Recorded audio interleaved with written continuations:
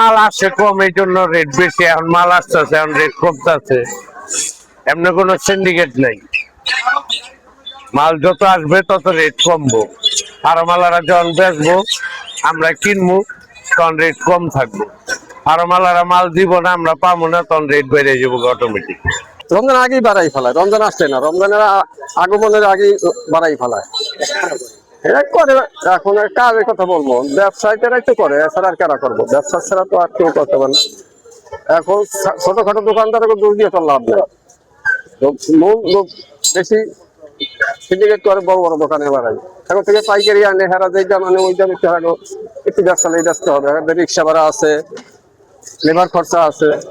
এখন এটা খুব কার কাছে লাভ নাই। বাংলাদেশের অবস্থা সরকারের কিছু নতুন সরকারের কিছু বলার আছে এখন পর্যন্ত কিছু আশা করা যায় না, কারণ এখনো তো এই আগের ইতি চলতেছে, সিন্ডিকেটই চলতে আছে।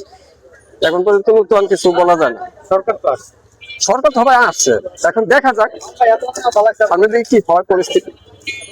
এখন তবে তো সরকার আমরা এখন পর্যন্ত পাই না, তাদের কোনো ফল পাওয়া ধরি নেই, ফল কোনো পাওয়া ধরি নেই এখন পর্যন্ত।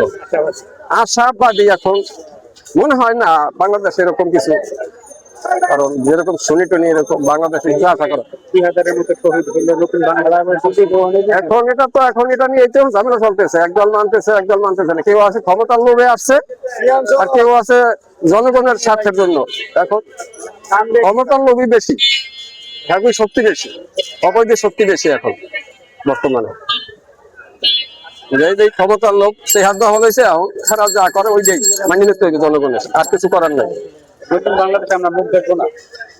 আমরা তো আশা ছিলাম, এখনো আশা আছি, কিন্তু আল্লাহ পাক ভালো জানে কি করবে না কবে দেখি। আমি আশা করি বাংলাদেশে এখন বর্তমানে, কিন্তু আমাদের বয়সে দেখা যায় কিনা সন্দেহ।